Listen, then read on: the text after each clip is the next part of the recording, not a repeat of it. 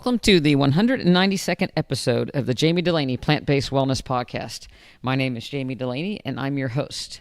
I'm a plant-based cardiologist and endurance athlete living in Southwest Florida. Welcome and Merry Christmas, Happy New Year, Happy Hanukkah, and all those things. This is my Merry Christmas episode. One of my favorite songs is A Few of My Favorite Things, and that's what I want to talk about today. A few of my favorite things that have happened over the past year in my practice and I guess in my personal growth. So we'll just hit them. And one of the few things that one of the things that have happened in the practice, that we continue to enjoy is the evolution of watching people get better. Over the last year, we've seen a significant number of people achieve their weight loss goals. They feel better. They're becoming more active. We see people's arthritis going away. We see their hemoglobin A1Cs going away. We see cancer not coming back. We've been doing exercise challenges in the office, and we're seeing people that really didn't exercise for years that are completing weight training challenges such as, squats and planks, and we're seeing step challenges, and it's just there's been a whole host of different challenges that we've done. We've done several circuit trainings that people are participating in, and it's really great to see that people are moving. And no matter what age, our age of our members range from 27 to 101, and we're seeing all those people being active and move and getting better, and it's just a great thing to watch.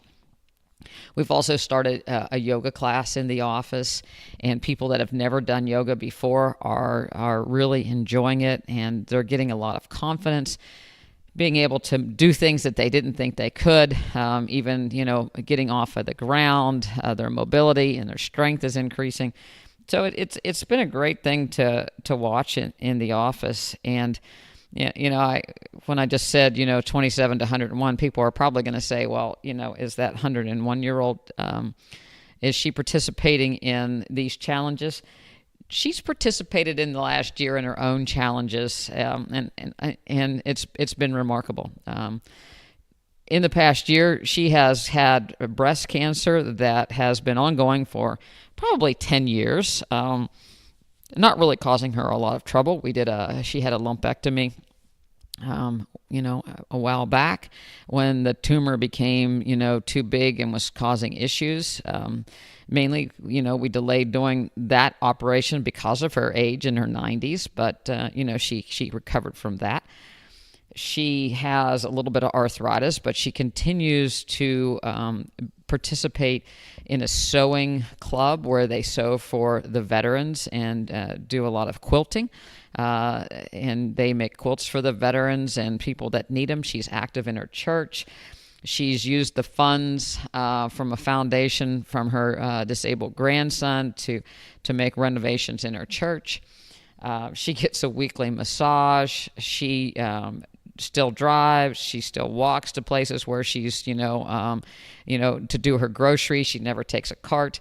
She broke her hip, and we thought that might be the end. 101-year-old breaks her. She was only 100 at the time when she broke her hip. And, we had the conversation, what are we going to do here with her? And she's like, let's go for it. And not only did she rehab from the hip, and she spent a couple days in rehab, but went back on her own at home, and basically threw the home health out after a short period of time. And again, is not walking with a cane or anything. She walked into my office the other week. So she's had 2 broken hips and replaced, and the femurs replaced, or the hip joint replaced on both of those sides after the fracture, and walking without a limp, without a cane. So, what a great year for her, and, she's a delight to visit with. So, that makes that end of our practice, one of my favorite things. She's certainly one of my favorite patients. And and we've started to have people that are in their 20s come into the practice. As a cardiologist, I don't see very many people unless they have congenital heart disease in a traditional cardiology practice. But we're seeing people that want to get healthy now, to learn about plant-based nutrition, that are starting families, that have had gestational diabetes, that have had autoimmune diseases, that we're, helping them get past. So it's been a revitalizer to the practice from that aspect. And then everything in between. It is amazing to see the improvements in people when they adopt, plant-based nutrition, and they start becoming active and start moving. The sky's kind of the limit. And I have to, say that my ultimate favorite thing in the practice is working with my daughter. She's a registered dietitian, nutritionist. She also does a lot of the background website for me, and does a lot of my social media that when I get stuck in a fix, or corrects what I've done wrong. I really appreciate all that she does in the practice. As a new registered dietitian, it's very difficult when they go through their clinical rotations.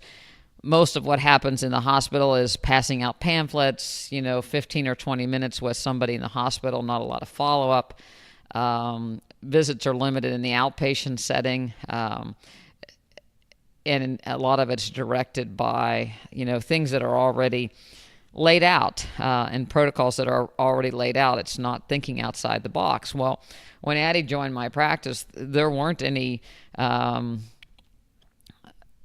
any guidelines that she could just pick up. She's had to create her own set of handouts and her own do her own research from the get-go, and she didn't know what she was going to get into, because the sky's the limit for my practice, what walks in. So we've had people that have had surgeries, and looking at their nutrition to help them come back plant-based, to rebuild themselves. And, the pressure's on for a dietitian that's plant-based, because, traditional post-op care would be pushing protein in the source of animal proteins. And, where are you going to get your iron, and where you're going to get your protein, and supporting people when maybe they weren't so comfortable, or they just become plant-based. And so it was very, very difficult. We've also had people with autoimmune diseases, and successfully reversed ANAs and different markers of autoimmune disease, decreased inflammatory marker parameters by changing people's nutrition and working with them. And it's not just giving out a diet or a handout. There's a ton of books out there on how to become plant-based, but it's actually meeting people where they are and assessing, what their needs are, whether they have families that they have to take care of, maybe spouses that don't want any part of this, or they've struggled for a long time with different diets and they're not sure which way to turn. So, and we have renal failure patients, and our 90-year-olds, and, people with heart failure, our older patients, and some of them have renal failure and heart failure. Some of the people have had pneumonia. So it's, for a small practice, it's a large, diverse population as far as nutritional needs. And it's been great to see her step up and do the research that's needed to get these people the adequate nutrition that they needed, and be able to help them with what the skills that they have, and to help them develop their skills. And I think that's, the best, I probably say the best thing about our practice, because we want to meet people where they are, and we want to help them to achieve their ultimate wellness and, health span. But to do this, it's not just a pamphlet. It's educating people on, and starting exactly where they are. And everybody starts at a different place. We spoke yesterday, with some people, and not everybody has experience. This is probably one of the first generations that may have been raised entirely on takeout and prepared foods. And so cooking skills, aren't there. They weren't learned. Back in the 50s, people had a home ec class, but in my generation, there wasn't you didn't have to take a home economics. Matter of fact, I can remember being, of that age, and it just was kind of going out of style, and I thought how silly to have to take a class like that. But the reality of it is it would be a great class to take to learn these basic skills, especially if you don't come from a household that has cooked a lot. But so people have to learn those skills, and it's been fun in class. We do chopping and preparation. This past week we had stations that we made 3 different soups, and we successfully made vegetable soup, potato leek soup, and a carrot potato ginger soup. And we made jars of this to take to our 90-year-old people that can't come to class, and some of them can't really do a lot of cooking for themselves. And so everybody really liked participating, and we had little groups. If you can remember, like when you were in 4th grade, when the teacher put, quads of desks together. So we had, quads of 4 little tables together, and we had 3 stations where people were making the different soups, and they worked together to cut the vegetables. We had 6 Instant Pots going, and they followed a recipe together. Then they tasted the soups afterwards, and talked about, what spices that they might like to add in addition to the basic recipe. Everybody tasted all the soups, and they got to make a different batch of soups. So it was a confidence builder for people that had not done a lot of that. They chopping the vegetables. We had chopping skills, different knives cutting skills. So we had a great discussion about that. And then this sense of community for being able to work together to make soups to help other people. So it was a really great day, and everybody enjoyed it so much that we're going to incorporate this group food prep in the future, at least once every 6 sessions that we do in our rotating nutrition class. But it was, I have to say, it was one of my favorite things of the year, was watching people come together to make these soups. And then Dawn and I delivered them to our patients. And at first we were calling to see if they were going to be there. And one of the funniest things that happened was one of my 90-some-year-olds, we said, we're going to be out delivering soup, and she's like, well, I'm not going to be home because I have bingo from 2 to 5:30. And it was funny trying to catch some of these 90-year-olds, because they're so busy and active. But we put the soups in logoed bags, and made some healthy cookies to put with them, and we did our deliveries, and we just kind of played Santa and just go knock on people's door. And it was really heartwarming because they were so excited to see us at their door. I felt like the guy with the big check. They were happy. They invited us in. It was great to see members' house. Their houses were decorated. No matter what the age, they had their Christmas tree up. They had cards, enjoying the holiday spirit. And it was just really, really nice to visit with them. And it was I liked the surprise more than calling. So we quit calling after the first couple, and we just started showing up at people's doorsteps. And it worked out. We didn't get chased by anybody. We didn't get any dog bites or anything. And it's just definitely one of my favorite things of this time of the year. One of my other favorite things of this year is watching my staff change with me. I talked earlier about Addie, and she joined the practice. When we made the switch, it was kind of fantastic timing. She had finished her internship for her dietetics rotations. I was in need of help in the computer end of things, and in need of a dietitian, and she stepped up, and it's certainly been great to see how that has progressed. And it was a big gamble on her part because, again, she doesn't have any backup. She's the lone registered dietitian nutritionist, and she's not really had a mentor dietitian that she could turn to. In fact, that when we do the social media, it's frustrating for her sometimes, because a lot of registered dietitians, post these foods that, make people want to like them, so to speak. So if I post this, so-called healthy salmon, avocado, sandwiches with a tomato, it might be seen as healthier, but certainly not plant strong healthy. And it's a lot of people get a lot of attention for telling people things that they want to hear and showing people that they can eat what they want to, and that moderation is okay. And so when you have to stand up and say, help these people make these drastic changes, it's much more difficult, especially if you don't have anybody back in your corner. So, I applaud her for standing her ground and being the lone wolf in her profession. Not that she's the only plant-based dietitian around, but certainly there's not a lot of mentors that are out in practice doing what she's doing. So she's doing a fabulous job. And if you haven't had a chance to work with Addie,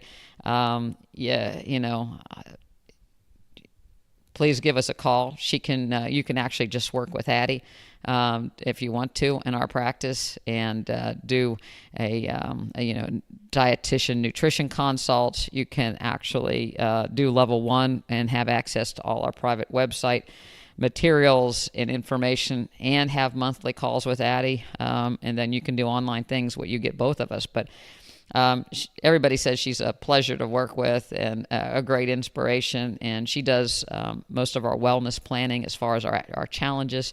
So she's done a fabulous job. And if you haven't met her, she's been on this podcast. She'll be on the podcast more in the new year. But look us up online and give us a call and meet with her, because I think she's a great inspiration to help people where they are and to make the change. The other two people in my office have been with me since 96. We started together in a different group cardiology practice. My front office girl Barb and my nurse Dawn. We've made all these transitions over the years together. We went from a giant cardiology practice into my solo practice. And they came with me and we started that from scratch. And we've had a little hiatus where I thought I wanted to go back and just be a doctor among a group, so I didn't have to take care of any of the business of cardiology. And they went back with that with me, and and I'm grateful for my patients over the years. I've had these patients make 3-4 moves now with me. So I actually have patients in the practice that started with me when I first came to town. But getting back to Dawn and Barb, they have been very loyal and energetic, and have over the years they've helped me rearrange the schedule so I could coach track when Addie was doing coach basketball. We've had travel teams.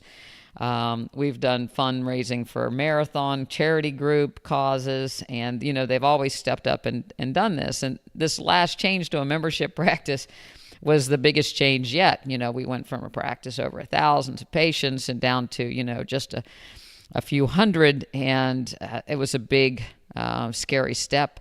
A lot of background work had to be changed, website, membership, electronic medical records, all that kind of stuff that goes along with a medical practice. And, they've jumped in and done that. And at first, this nutrition thing, I was vegan a long time before they were. And, they let me go on my way, and, they don't say much, but, they follow in. And Barb, is an animal lover like I am, and she became vegan, but she wasn't necessarily completely plant-based or plant-strong, but she was, evolving on her own. Dawn had some issues of her own as far as her health, and made some of these transitions a little bit more difficult. She also experienced some family health issues, and they jumped on board and became Plant Strong and adopted this in her family. And it's been a lot of, personal growth for them to become Plant Strong, and both of them are now, and they've really evolved over the last year. And with the nutrition classes, they've had to change their role. Dawn, I've changed my role from a cardiologist, from doing heart catheterizations to, cooking. And, Dawn and Barb have helped me a lot with the shopping and the preparation for classes. We've initially had classes, the nutrition classes at an outside location until we built out our own test kitchen in the office. And, they help with that construction and, contracting and getting all that done. So it's been a great evolution. We opened the kitchen up last January to start classes. And not only do we do the nutrition classes there, but we close everything down. We have folding tables and take the tables out, and that's where we do our yoga class. So they've been a great help and evolved, and, maybe a little kicking and screaming at first because they weren't sure exactly how it was going to, pan out. I wasn't either. But they've, stuck by me, and I really appreciate that. And watching them grow and evolve over the last year has been something really great to watch. We've all made house calls together, and we've gotten ourselves in some situations over the years, in different locations, but it's always been fun. And again, Dawn and I delivering the soups over the last week, it's just been a great joy to see our patients' face when we show up with these jars of soup. You would think we brought them some great treasure of a gift.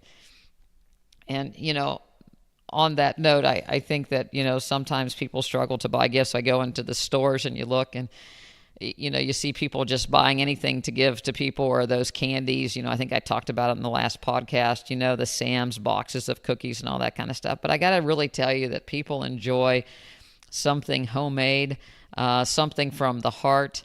And this soup and the homemade cookies have really made a lot of people happy. So it doesn't, it's not it really is the thought behind the gift that counts, and I'm really happy for that and grateful for that.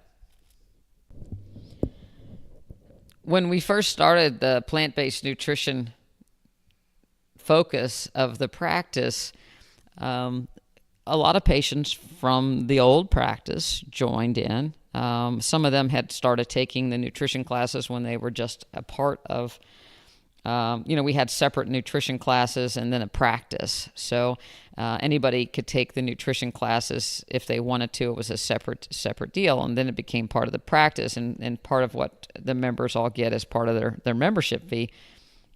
So we had a few people, from the old practice stay and do these nutrition classes. But then obviously we needed to attract more people into the practice. We wanted to expand, our influence in the community to help people learn about nutrition and how it can reverse lifestyle diseases. And it's taken a while to know where to look to have these people. It seems like a no-brainer that anybody that had diabetes or high cholesterol or heart disease, coronary artery disease, or autoimmune disease, rheumatoid arthritis, cancer, you would want to become plant-based so that you could actually take a role in reversing your disease and make it go away. So it seems like the sky's the limit for the people that could benefit from our practice, but that's not necessarily true. And it's a lot like maybe you all have experienced when you first became plant-based. You read about the benefits and it's like amazing, and you may have had an amazing transformation and you feel better and you want your family to join in and you're all excited and you think everybody should do this, and it's true. Everybody should do this. It'd be fabulous, but not everybody's ready. And then it becomes very disappointing when everybody's not ready. Will Tuttle refers to it as a stage 2B vegan. You're happy, but you're disappointed that nobody else wants to join you.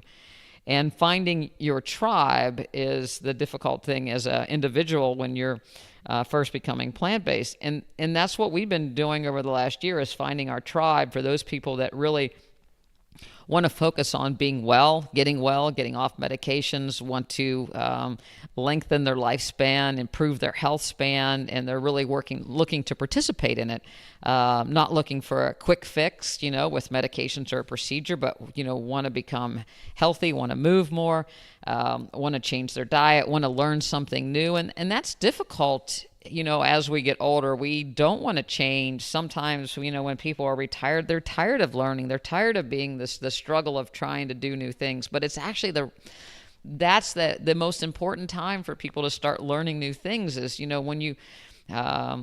when you retire, your mental capacity can drop off so quickly because you're not getting that daily stimulation. So learning new things is actually a great thing to do, but it's not necessarily what people want to do up front. So,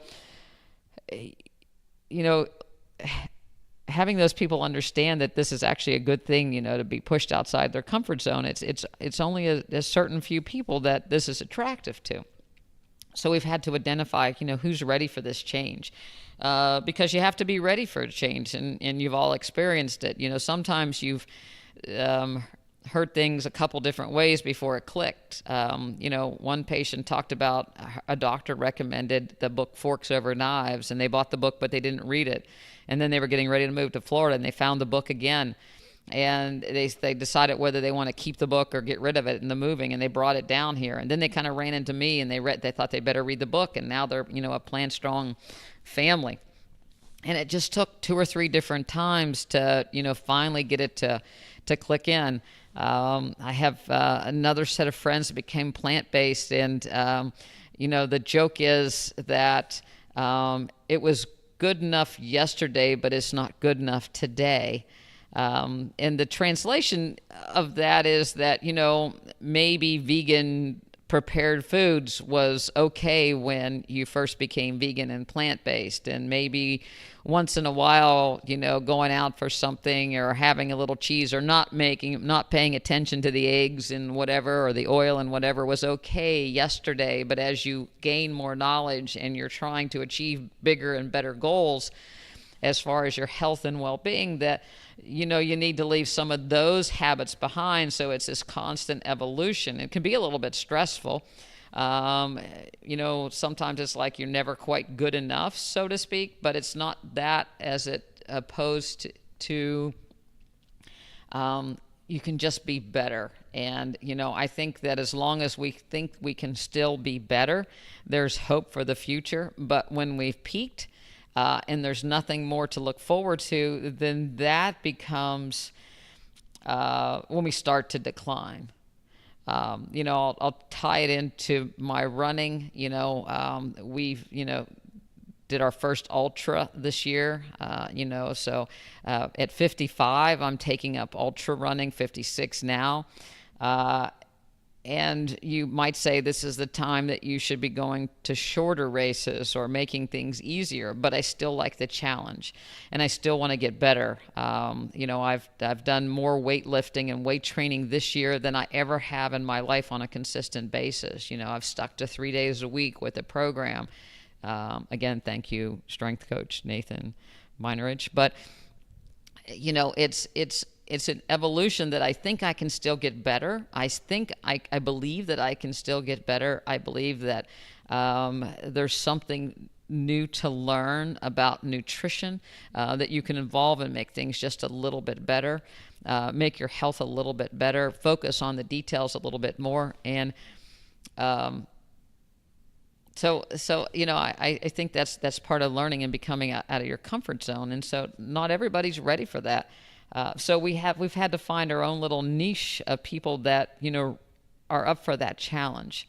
And, we take them into the fold and we meet them where they are, and we, enjoy learning together.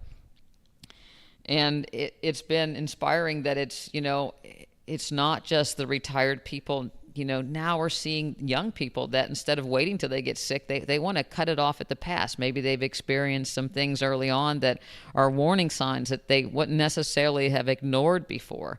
And they're trying to get their health on, up to where it should be, as well as their families. And this is probably one of the most exciting things, is that now we're starting to be able to influence people with young children and get them on board. So, exciting times, and it's been again, one of my favorite things. But learning our tribe and finding our tribe, we're not for everybody just yet. I hope we're for everybody someday, but just now we're for the people that are ready, and finding those people that have heard the message and want help. Those are the people we're trying to grasp. So if you know somebody that, is struggling and wants to hear it a little different way, have them listen to our podcast, or my podcast, have them tune into the blog. Have them give us a call and meet with Addie for a few consultations. Sometimes hearing it a few different ways can make them part of the tribe. And, I've had to evolve as well. The podcast has been a passion of mine since way before we had the wellness practice.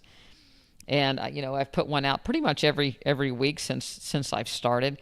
And, sometimes I'm not sure exactly what I'm going to talk about. And sometimes when I just ramble on like I am today, I wonder if people really like it. But there's been a lot of feedback over the past year that people like these episodes when Vinny and I, Vinny's a cat, and Samantha the German Shepherd, we sit around and talk about things that we've seen in the office. So we continue to evolve in the podcast. We have some interviews and something I'll continue to do. And I've also started the weekly blog post on the website, and I've been dedicated to putting one of those out every Tuesday. Sometimes it doesn't make it to Wednesday, but for the most part, it comes out every Tuesday. And again, it's something that I've seen that's bothered me, or something that I've seen that I think needs to be addressed, or that could help people. And it's to the specific tribe that I'm talking about. I want to talk to the people that are ready to hear the message. When I was growing up, writing was my least favorite thing to do. I was never really encouraged that I was any good at it. I didn't have a lot of good experiences. The things that happen for a reason or your path. I tended to have teachers that were very strong in math and sciences. And I really gravitated to those people. Those were my mentors. The people in the English department and the creative departments weren't necessarily somebody that I identified with growing up. And when I even got into college, English was just a thing I had to take that got in the road of my science courses, because I wanted to excel in the pre-med courses, and those are the ones that really needed the work to make sure I got the A's, and the other things were my easy A's, so to speak, and given much less attention. I didn't challenge myself in any of the linguistic type of endeavors. Even when I went into academic medicine, writing grants was something that, I did not want to do. I did not want to have to write. I wanted to teach. I wanted to do interact with people. Obviously, I did, procedures. And so writing was the least of my favorite things. And since this practice has evolved and with the transition of the practice, I've had to do a lot of writing to get the website going. And it's challenged me. And I started doing the blog post, and I started to enjoy it. And, you can read it. It's not always perfect because of my, you may find some typos. You may find some grammar that's not entirely up to snuff if you're an English teacher, but it's coming from my heart. And, I'm getting it out every week, and I'm getting better as I do that. It's a skill that I'm honing in, and I enjoy it. It's just like the blog post, or just like the podcast. There are occasional dog barks and doorbell rings. I do all my own editing. Everything's done by me as far as the blog post and the podcast. So, along with my other hats, there may be a few details on these things that aren't quite up to snuff, but again, it's me, and it's unfiltered me. So I hope you can go along with me and enjoy it for the content, but not necessarily for the perfection. We do triathlon and running, and I've been doing marathons longer than I've been doing triathlons, and I still have to say that my favorite thing is running out of all three sports. I love swimming when I'm in the water. I don't love swimming driving to the water. I don't like swimming when I'm thinking about getting cold in the water. I love how I feel after I get out of the water. And so that's still evolving for me. I love, learning new strokes. No, I have not competed in the butterfly yet. So that's something that I have not accomplished, but I can, do 25, 50 yards of butterfly with not horrible form. So that continues to evolve. And it's one of my favorite things is to try to learn new strokes and to perfect my stroke when I'm in the water. Swimming's a lot like golf. There's so many nuances, so many things to learn, especially, when you're starting it as, an older individual. I'm reading a book currently. I'll list it in the podcast in the show notes on neuroplasticity, meaning your ability of your brain to change over time and different parts of your brain taking over different actions. But one of the things that was mentioned in this book was that we have, when you're born, you kind of have a brain that's a blank slate for the most part, and you develop these pathways. And just like, there's a particular language pathway that, children can pick up 2 or 3 different languages just by being exposed to them early age because they have such a blank slate. And these pathways can be developed, very easily. But when you're old, the pathways are kind of set. So when you're learning a new language, you kind of have to rewire yourself a little bit. And it's a great thing, by the way, if you want to keep your mental sharpness and to keep your brain pliable, is to learn a new language, but and learning a new skill. But it's certainly a little bit more difficult. But and we're competing on just one Ironman a year. I guess the next year we might try to do a 70.3 that may be organized or do on our own. We've learned to love ultra running. We completed again my first 50K in Mendocino in April.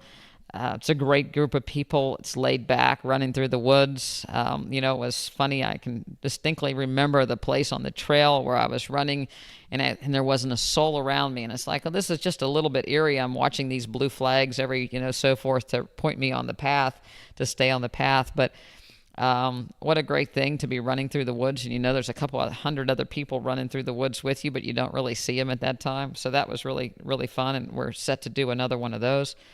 Last year we did Asheville half marathon and whole marathon. That was on one weekend. And then we did Mendocino 50K, and then we trained during the summer to do Ironman in the fall. We did Ironman Chattanooga, and that was followed by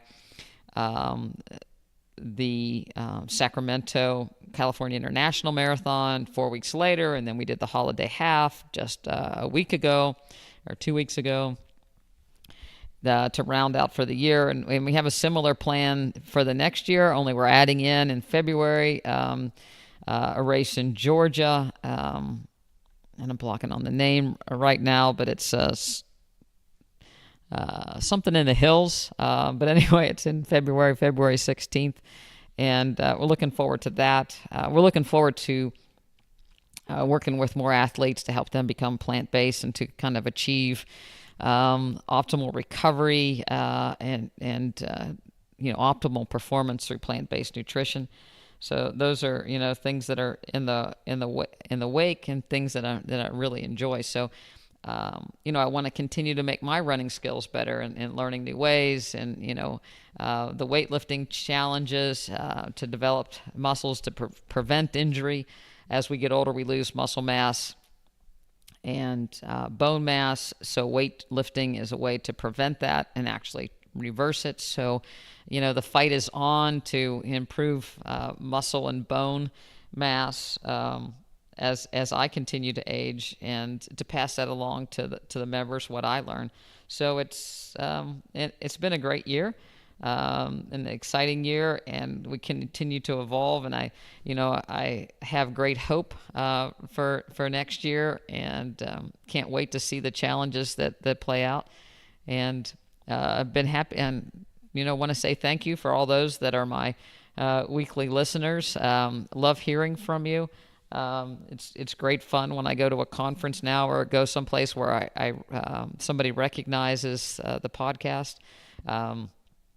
Get online and check things out at drdulaney.com. It's DocTorDulaney, and email me at Jami@drdulaney.com. It's Jami. And again, love to hear from you. Love to have a 5-star rating from you on iTunes. If you get a chance to go over there and give us a rating, because that lets more people listen to us when we pop up there. And until next week, have a healthy holiday. Don't let your guard down. Continue to move. Select good foods. This is no time of the year to let Plant Strong nutrition. Don't put it in the back burner. Keep it right out there in front, and be the lighthouse and show people just what it's like to have a great time at a party and interact with your friends and be happy and eat healthy.